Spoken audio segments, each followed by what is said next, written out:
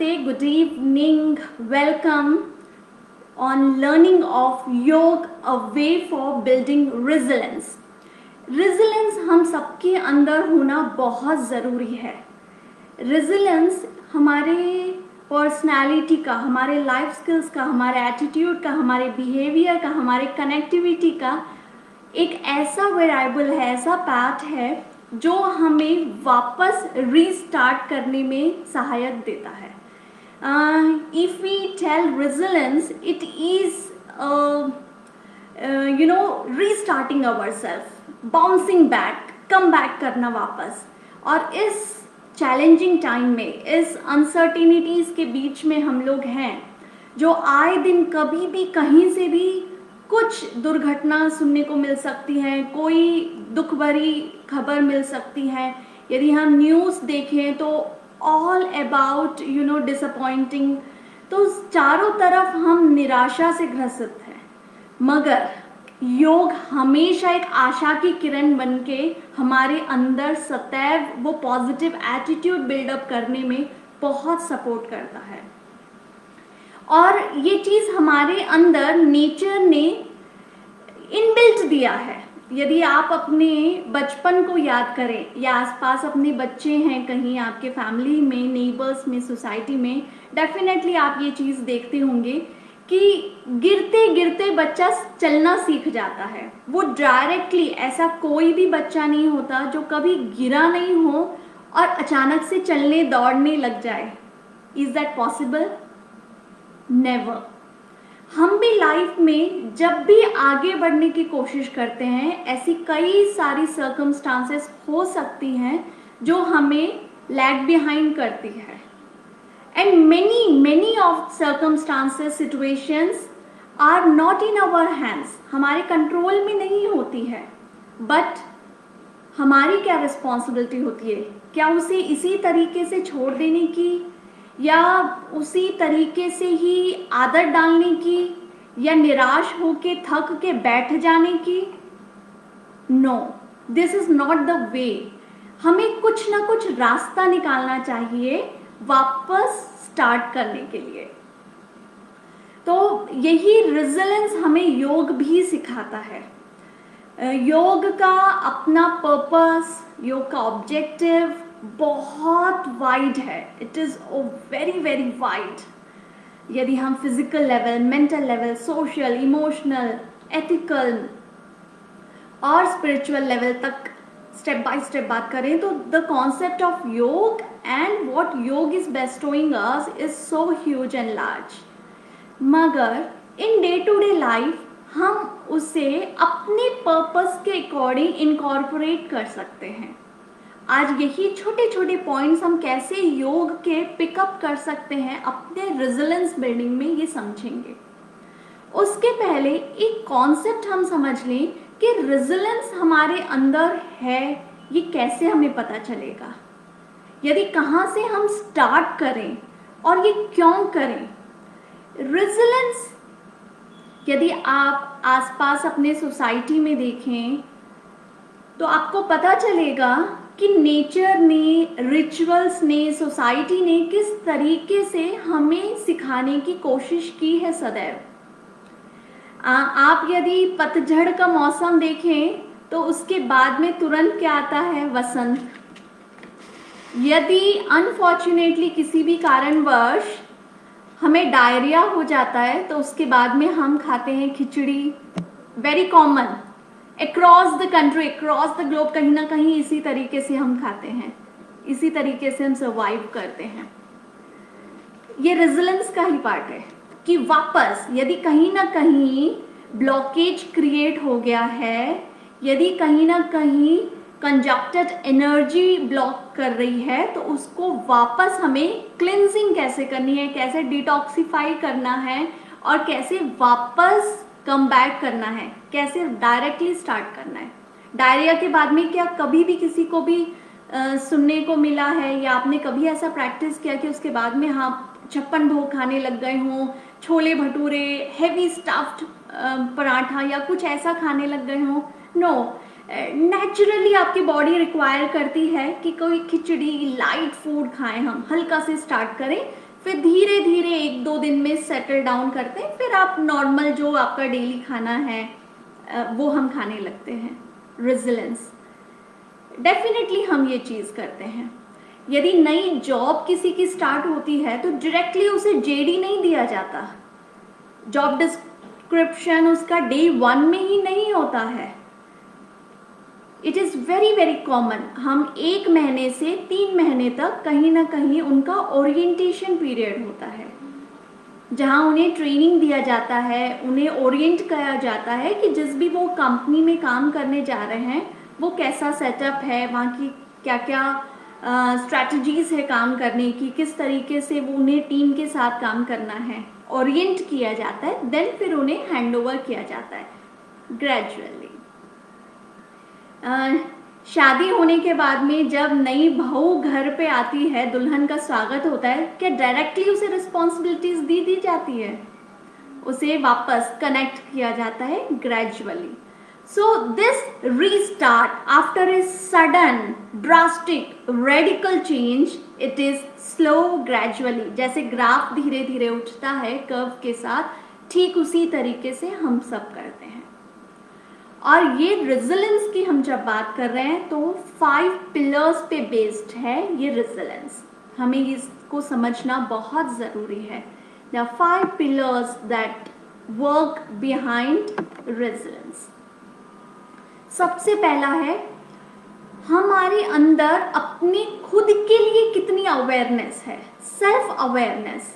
हम अपने आप को कैसे समझते हैं, कहाँ स्टैंड बाय करते हैं। योग की जर्नी भी यहीं से स्टार्ट होती है, डिसिप्लिन से स्टार्ट होती है। सबसे पहले हम अपने आप से कनेक्ट होते हैं। योग के जो भी प्रोसेस को हम प्रैक्टिस में लाएं, जिस भी स्टेप्स को हम करें, सबसे पहले वो डिटॉक्सिफाई करती है और अपने आप से कनेक्ट करती है। Whether it may be cleansing, षट क्रिया की हम बात करें, षटकर्म की बात करें, चाहे हम जल नीति की बात करें, चाहे हम कपालभाति की बात करें, शुद्धि क्रिया फिजिकली पहले क्लीन करती है, अपने आप से हमें कनेक्ट करती है कि हमारी फिजिकल स्ट्रेंथ कितनी है। क्या डे 1 ही कभी भी हम एडवांस पोस्चर्स में जाते हैं? ग्रेजुअली योग की क्लास जब भी आपने देखी होगी, शुरू होती है पहले वार्म अप से और फिर धीरे धीरे आसन, पूरा फिजिकल सिस्टम, खड़े होके आसन करते हैं, बैलेंसिंग पोस्चर्स करते हैं, फिर बैठ के पोस्चर्स करते हैं, फिर supine and prone postures, and end up with relaxation, meditation, pranayama and so on. So it is always very very systematical. और सेकेंड स्टेप जब पिलर की हम बात कर रहे हैं तो दैट इज सेल्फ केयर। हम अपने बारे में कितने कॉन्शियस हैं, हम अपने बारे में सेल्फ केयर कितनी करते हैं, हम अपने आप को कितना एक्नॉलेज करते हैं। तो yoga has always awaken our insight कि जो हमारे पास नहीं है उसके लिए हमें कभी भी डिस्परेट नहीं होना चाहिए, हमें कभी भी निराश नहीं होना चाहिए। जो हमारे पास है उसके लिए हमेशा हमें सेलिब्रेट करना चाहिए। It always talked about excellence, it always talked about equilibrium. जो भी हम कर रहे हैं, जो भी कर्म हम कर रहे हैं, जो भी योग के प्रैक्टिसेस हम कर रहे हैं, it is always talked about a balance. क्योंकि बहुत ज़्यादा, बहुत कम, दिस इज अ डिजास्टर। हमें बैलेंस में हम जितने रहेंगे, that much ease our life is. Too less also creates very much anxious towards future. Too more make us so materialistic, we get disconnected with society sometimes. तो वो threshold maintain करना बहुत ज़रूरी है, and योग is a wonderful way that teach always about self care, being into and balance. तीसरा pillar of resilience is mindfulness. हम कितने फोकस होके काम कर रहे हैं। अभी आप लोग क्विकली चेक कीजिए, आप जो भी लाइव हैं, जो भी चैट बॉक्स में यस, नमस्ते, गुड आफ्टरनून लिखे हैं, I could see some of the names Payal, Ravi, Nisha, I can see their chats. आप लोग एक बार दिल में हाथ रख के सेल्फ एसेस कीजिए, बिकॉज इट इज़ ऑलवेज योग की सेल्फ को हम स्टार्ट करेंगे जहाँ से हम स्टार्ट करते हैं. मल्टीटास्किंग कितने कर रहे हैं?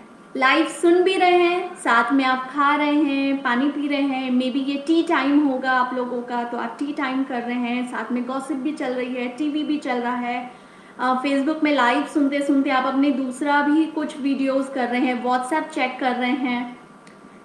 Many of us and everyone do this multitasking. तो कभी कभी this multitasking is not that mindful. Mindful is always learning and staying to be focused at one particular point. योग का त्राटक हमें बहुत अच्छे से सिखाता है कि कैसे माइंडफुल रहना है, कैसे फोकस करना है. प्रत्याहार हमें सिखाता है कि बाहर की चीज़ों को कैसे हमें बाइंड करते करते अपने सेल्फ फोकस में होते हुए हमें आगे धारणा और ध्यान करते जाना है.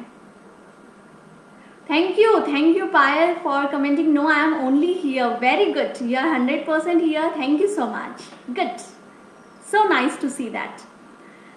आगे बढ़ते हुए फोर्थ पॉइंट, जो फोर्थ पिलर है रेजिलियंस का, वो है पॉजिटिव रिलेशनशिप्स. कि हम अपने आसपास family, neighbours, relatives, friends, professional life में, पर्सनल लाइफ में, maybe colleagues, your boss, your subordinates, जहाँ जहाँ भी आप काम कर रहे हैं, कितने पॉजिटिव एटीट्यूड के साथ पॉजिटिव रिलेशनशिप्स को मैनेज करते हुए हम काम कर रहे हैं. और fifth important pillar of resilience is purpose. Life के प्रति हमारा क्या ऑब्जेक्टिव है, क्या पर्पस है, हम अपने आप से क्या अचीव करना चाहते हैं, किसी और से क्या पर्पसफुल रखना चाहते हैं, कैसे हम लाइफ को देखते हैं और आगे बढ़ना चाहते हैं. It is always purpose. Initially, I started my opening words with a purpose that Yoga always fulfills with a purpose. Your purpose for yoga may be for a relief, on another person's purpose for doing yoga is to stay focused. My purpose of doing yoga is to learn balance and harmony. It may be other, but the tool, the technique is one and the same.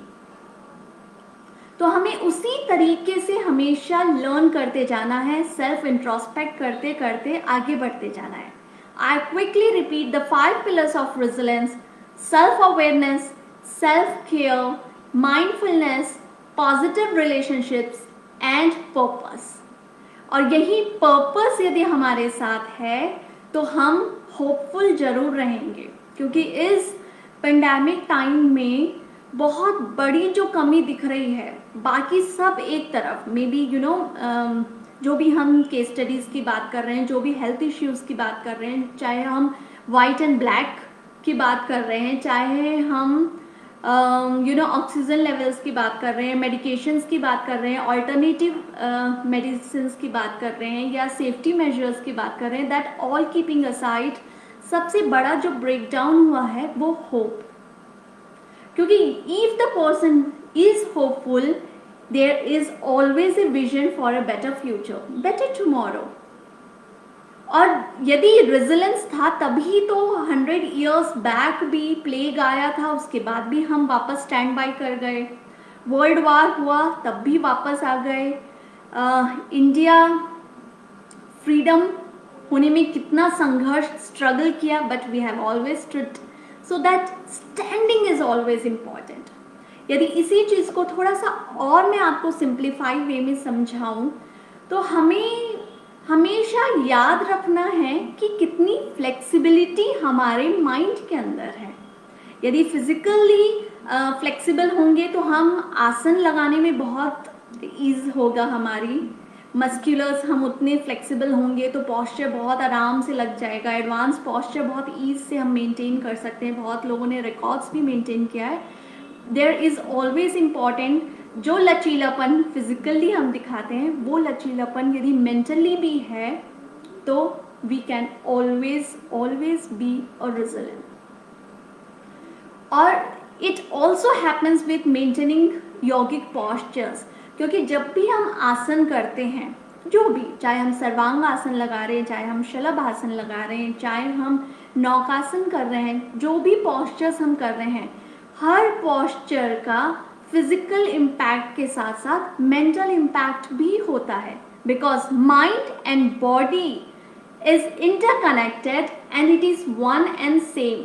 It can't be separated. अब body को अलग, mind को अलग, you can't separate it. It is very much interconnected.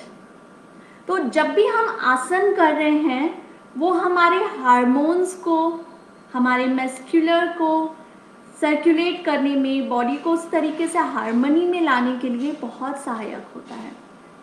तो it also starts and begins from there.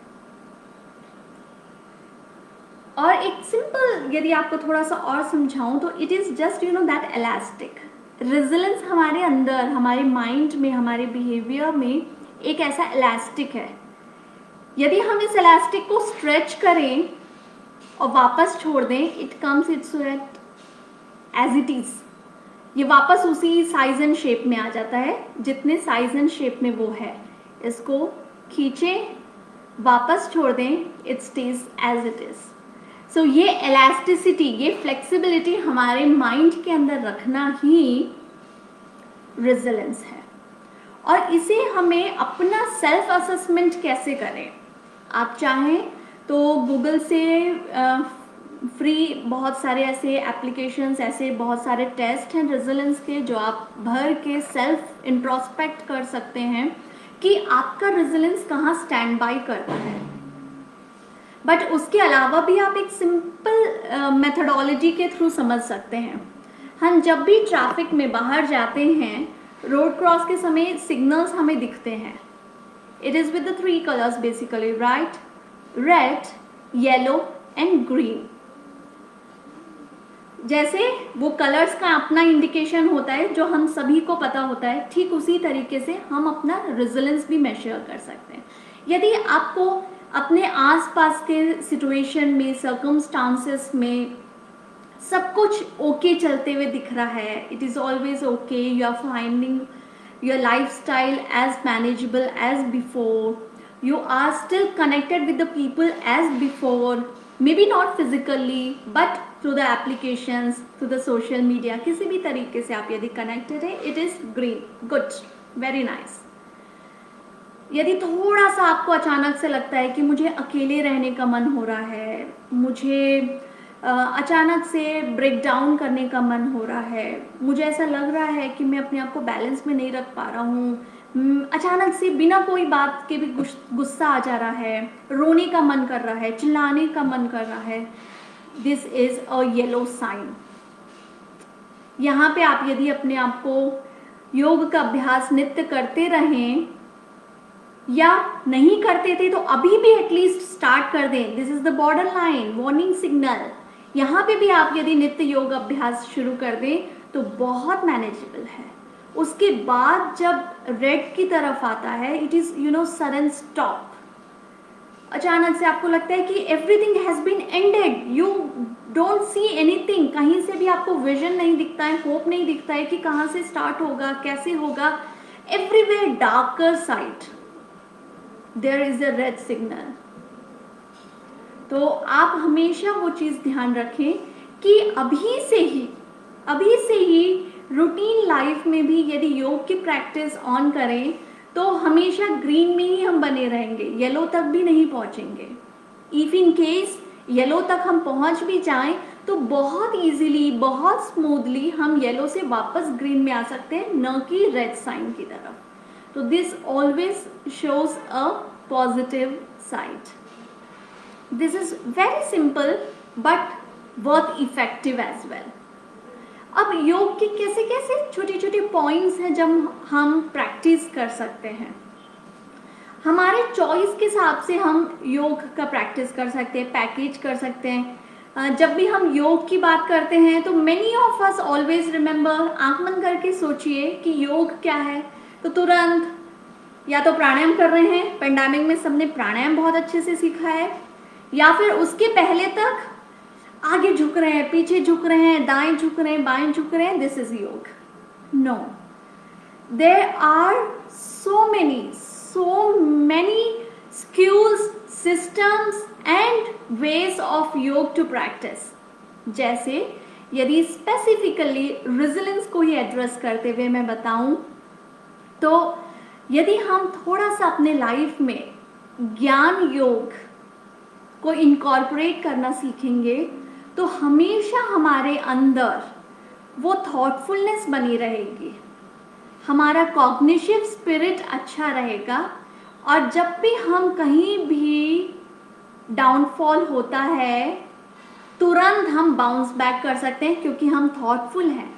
कहीं ना कहीं हम कुछ अच्छे साहित्य को पढ़ते हैं, हम स्वाध्याय कर सकते हैं, हम अच्छे अच्छे लोगों के विचार सुन सकते हैं on the basis of their experience what they speak. इस तरीके से हम कहीं ना कहीं थोड़ा सा ज्ञान योग जरूर रखें।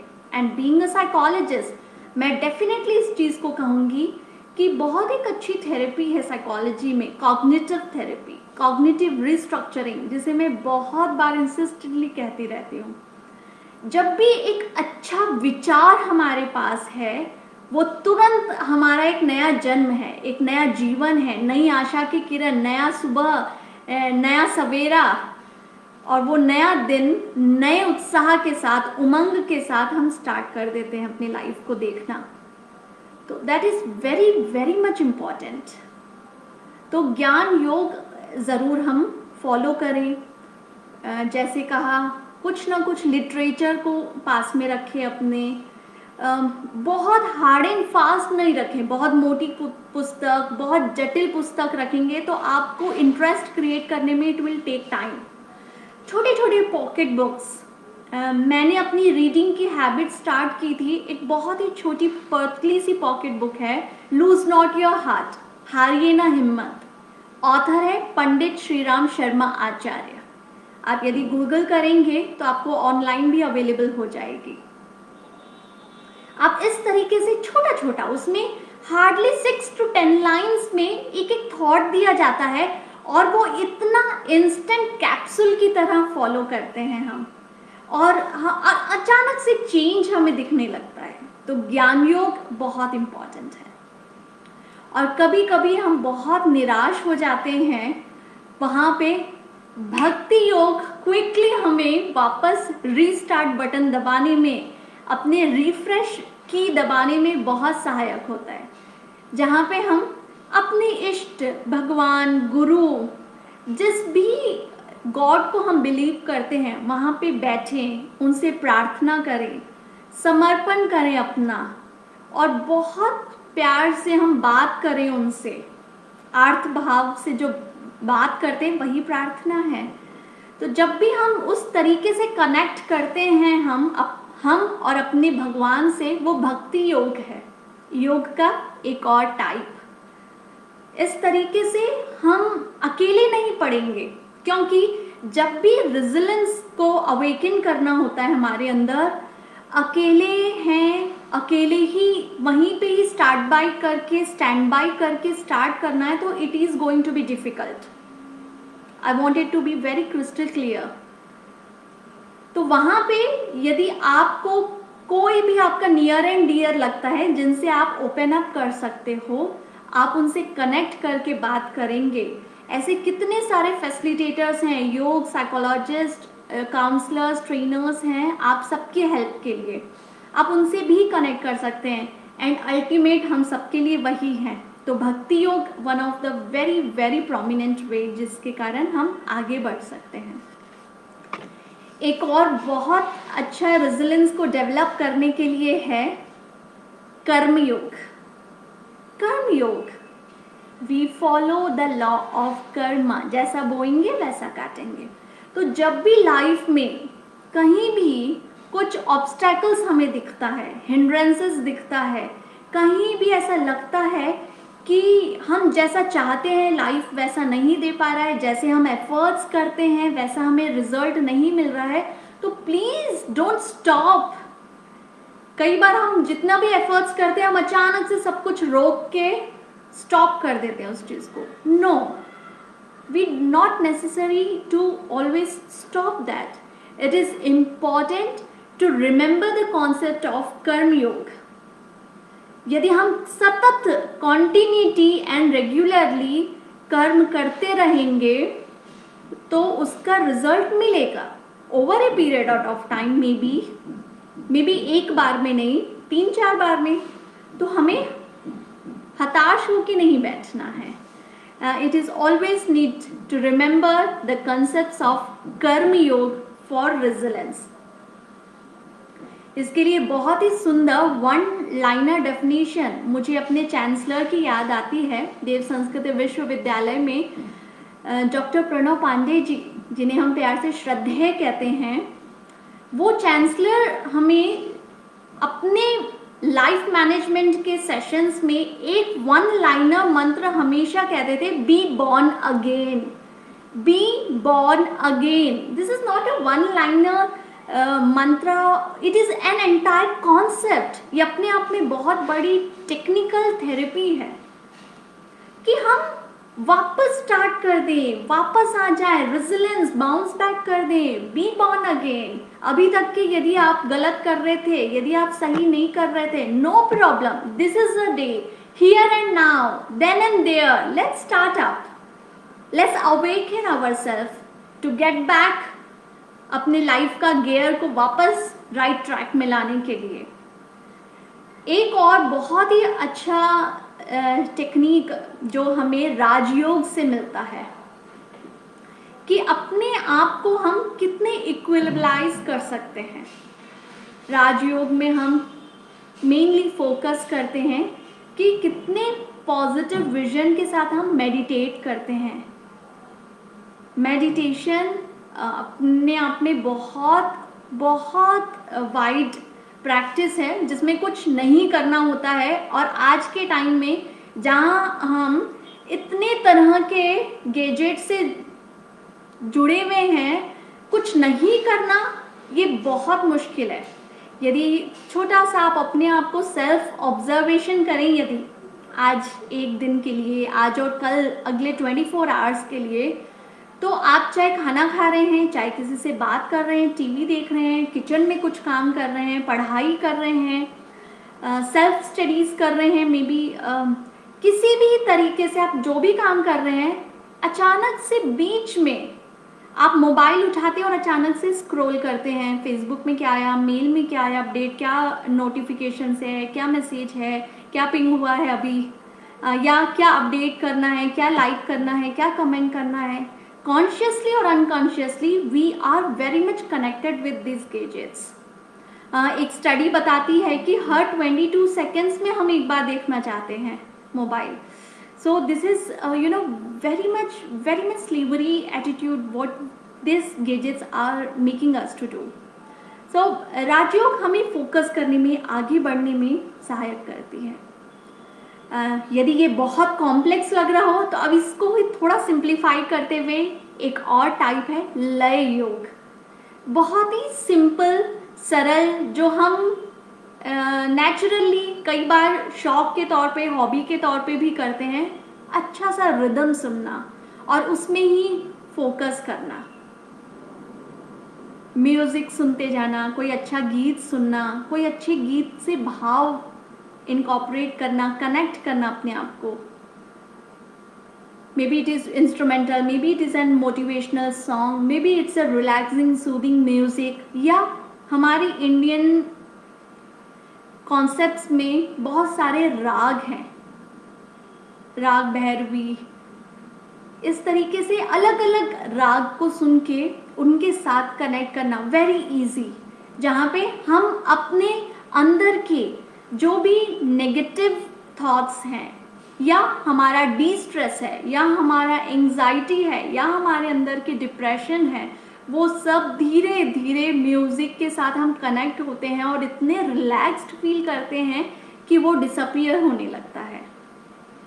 maybe not at once, maybe over a period of time with a regular and continue practice for sure.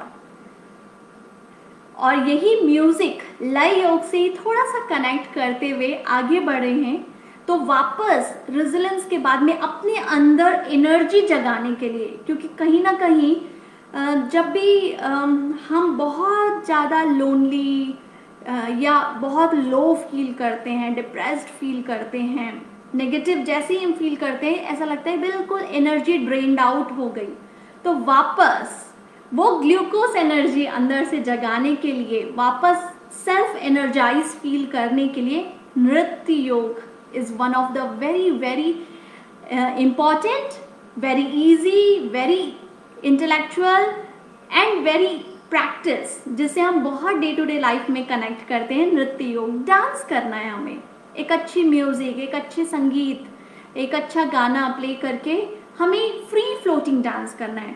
और यही चीज़ डांस मूवमेंट थेरेपी बताती है इन साइकोलॉजी, कि हम फ्री फ्लोटिंग डांस कर रहे हैं, जैसे अपने मन में आ रहा है, हाथ पैर मूव करते हुए, और जैसे ही हम करते हैं वी फील सो रिलैक्स्ड, क्योंकि हमारे अंदर की जो ब्लॉकेज एनर्जी है, जो कंजक्टेड एनर्जी है, उसे तुरंत फिजिकल पॉस्चर्स के थ्रू, फिजिकल डांस मूवमेंट्स के थ्रू, चाहे उस टाइम पे आप पावर योगा भी कर सकते हैं, जो आज के एडवांस टेक्नोलॉजिकल का गिफ्ट है, और करते करते हम अपने आप को बिल्कुल रिलैक्स्ड फील करते हैं।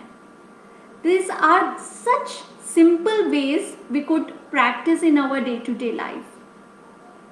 इस तरीके के कई सारे स्किल्स हमें अलग अलग सिस्टम्स के थ्रू, अलग अलग टाइप्स ऑफ योग हमें सिखाता है कि हमें अपने आप को कितने बैलेंस में रख सकते हैं, क्योंकि there is not a scoring card, कोई स्कोरिंग कार्ड नहीं है कि आप ज़्यादा बैलेंस में रहते हो या मैं ज़्यादा बैलेंस में रहती हूँ। 100 में से 20% आप बैलेंस में रहते हो, 40% रहते हो, there is a no score card. हर एक इंडिविजुअल की लाइफ अलग है, सिचुएशन अलग है, सर्कमस्टांसेस अलग है, आसपास का एनवायरनमेंट, एम्बियंस जहाँ वो रह रहा है पर्सन, उसका अलग है। But this resilient is very much important. और यदि ये रेजिलेंस हमारे अंदर हम डेवलप करने लग जाएं और काफ़ी अच्छा रेजिलेंस हम मेंटेन करने लग जाएं, तो एक दूसरी तरफ एक बहुत अच्छा हम अपने आप को गिफ्ट करेंगे, क्योंकि हमारे अंदर की पर्सनालिटी डेवलप होगी, क्योंकि हम बेटर रिस्क टेकर हो जाएंगे, चैलेंजेस को भी बहुत अच्छे से हैंडल करने लगेंगे, आज के समय में न्यू नॉर्मल में जीना सीख जाएंगे। कोई भी एडवर्सिटीज़ आती है, कोई भी ऐसे डिसीज़ आती है, कोई भी फैमिली में ट्रेजेडी हो जाती है, तो वापस हमें रीएस्टैब्लिश करने में, वापस हमें रिस्टार्ट करने में, कम बैक करने में, रिलीफ लाने में बहुत इजी हो जाएगा। कोई भी नेगेटिविटी से पॉजिटिविटी लाने में, बैलेंस बनाने में ईज हो जाएगा। इसलिए it is always important to be resilient. यदि आपके कोई क्वेश्चंस हैं इस कॉन्सेप्ट के बेस में, आपके कुछ थॉट्स हैं, कुछ आइडियाज़ हैं, कुछ सजेशंस हैं, आपके अपने कुछ शेयर करना है, तो definitely I would be happy to see in the chat box. एक बहुत ही सुंदर पोएम है जो मैंने आज आपसे शेयर करने के लिए नोट किया है, जो हमारे अंदर के रेजिलेंस को अवेकन करने में बहुत सहायता होती है। चरे वैती चलना है तेरी नियति, हमेशा हमें चलते रहना है, चलते रहना है, चलते रहना है, हमें रुकना नहीं है, हमें थक के नहीं रुकना है। यदि उस टाइम पे आपको ऐसा लगा कि कहाँ जाएं, कैसे जाएं, कोई रास्ता नहीं दिखता है, अंधेरा दिखता है, आप रिलैक्स होइए, आप योग के प्रैक्टिसेस को फॉलो कीजिए, मगर चलना ही है हमारी नियति, उस बात को हमें नहीं भूलना है। क्योंकि आगे पोएट कहते हैं कि है हौसला चलने का तो खड़ा क्यों मजबूर है, आसान नहीं दिलों को जीतना, अजमा ले तो नई राह को आगे बढ़ाते हुए, प्रगति की राह प्रशस्त कर, छेड़ दे खुशियों की धुन। लेकर एक उम्मीद नहीं। ये लाइंस मुझे बहुत इंस्पायर करते हैं to build my resilience power as well. एक नई उम्मीद, नए किस तरीके से हमें स्टार्ट करना है। योग is one of the very very easy, simple, effective, impactful and worth considering technique. I always practice in my sessions also. जब भी मैं रेजिलेंट पे ट्रेनिंग देती हूँ तो साइकोलॉजी की भी कई सारे टूल्स एंड टेक्निक्स को इनकॉर्पोरेट करने के लिए सजेशंस देती हूँ। उसमें एक योग ज़रूर होता है, ज़रूर होता है, क्योंकि